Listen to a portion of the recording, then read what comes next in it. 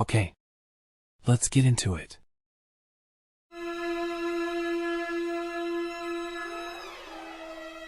Dive into the chilling waters of the past as we explore the enigma that is the Cleveland torso murderer. Let's journey back to the 1930s, a time of great turmoil in America. The country was in the grip of the Great Depression, and few places were hit harder than the industrial heartland of Cleveland, Ohio. The city was a shadow of its former self. The once bustling metropolis was now a grim landscape of deserted factories and dilapidated houses. The streets teemed with the homeless and the destitute, struggling to survive in the bitter cold. But there was a more sinister presence lurking in the shadows, preying on the city's most vulnerable. This was a predator unlike any other, a faceless phantom who would come to be known as the Cleveland torso murderer. This unidentified serial killer struck fear into the heart of the city. His reign of terror spanned half a decade, from the mid to late 30s. His victims were often society's most vulnerable, those who had been forgotten by the world. The homeless, the destitute, those who had nothing and no one. They were easy prey for this ruthless killer. The Cleveland torso murderer had a distinct modus operandi. He didn't just kill his victims, he dismembered them, leaving only the torso behind. It was a chilling calling card that sent waves of fear through the city. The police were baffled. They had never seen anything like it. It was as if the killer was taunting them, daring them to catch him. In the midst of this reign of terror, the city lived in fear. The streets were no longer safe. Every shadow could hide a killer. Every corner could be a death trap. The Cleveland torso murderer had turned the city into his personal hunting ground. So who was this faceless predator that haunted the streets of Cleveland, leaving a trail of dismembered bodies in his wake? Prepare yourself as we delve into the gruesome findings that marked this murderer's reign of terror. The Cleveland torso murderer, as the name suggests, left a trail of macabre discoveries that would send shivers down the spines of even the most hardened detectives. The victims, often society's most vulnerable, were found in horrifying states that defied comprehension. One of the most chilling aspects of this case was the killer's signature. Each victim was not just murdered, but decapitated and dismembered, their bodies left as grotesque displays. This was not the work of an ordinary criminal, but a sadist who reveled in the act of killing itself. The first notable finding was in September of 1935. Two male victims were discovered decapitated and emasculated, their bodies cleaned with a chemical solution that turned the skin red and leathery. The heads were found nearby, cleaned and devoid of any identifying features. It was a gruesome sight that left investigators both horrified and puzzled.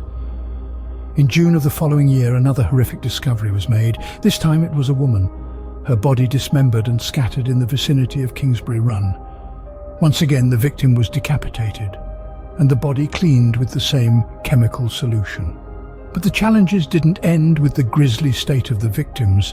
The advanced state of decomposition of the bodies, coupled with the lack of modern forensic tools, made the task of identifying the victims and finding the killer an uphill battle for the police.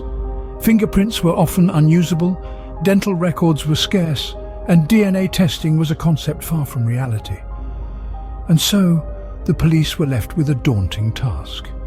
They were up against a murderer who left little evidence, whose victims were often nameless and faceless, and who seemed to kill without motive or pattern. Could the police, armed with little more than their wits and determination, catch this elusive killer? Now let's turn the pages back to the relentless pursuit of justice by the local law enforcement. In the heart of the investigation, we find a man known far and wide for his iron will and unyielding determination, Eliot Ness. Known for his role in bringing down the infamous Al Capone, Ness was tasked with solving a mystery that seemed to defy all logic, the case of the Cleveland torso murderer. The investigation was a labyrinth of dead ends and false leads. The law enforcement's efforts were compounded by the killer's meticulous selection of victims, often choosing those on the fringes of society, drifters, vagrants, those who wouldn't be missed. This careful selection meant that there were few, if any, credible witnesses to the crimes, yet Ness and his team were undeterred. They pursued every lead, no matter how faint. They scoured the city, interviewed countless individuals, and even consulted with psychics in an attempt to gain any insight into the mind of the elusive killer. One lead took them to a shantytown by the railroad tracks, where it was believed the killer might be hiding. Ness ordered it to be burned to the ground, a desperate attempt to smoke out the murderer. But the killer remained a phantom, slipping through their fingers like smoke through a grate. In another instance, a tip led them to a local bricklayer known to be a bit eccentric. He was interrogated relentlessly, even subjected to a lie detector test, but ultimately proved to be another dead end. The desperation was palpable. You could taste it in the air. The city was on edge, every shadow a potential threat. And still, the torso murderer continued his reign of terror, seemingly always one step ahead of the law. Despite the tireless efforts of Ness and his team, the leads all led to nowhere, the killer's identity remaining as elusive as ever. It was a bitter pill to swallow for a man known for his successes. Despite their best efforts, the murderer remained a spectre, forever out of reach. As we reach the end of our journey, the mystery of the Cleveland torso murderer remains unresolved.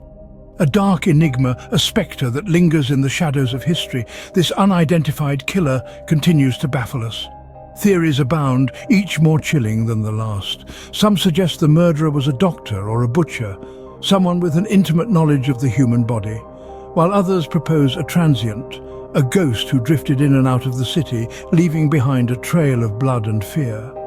Some theories even point to the involvement of the criminal underworld, suggesting a hitman was responsible for the gruesome slayings.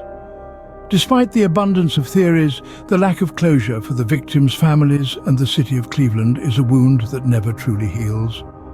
Mothers, fathers, siblings and friends left in sorrow, their loved ones' lives brutally cut short, their killer never brought to justice.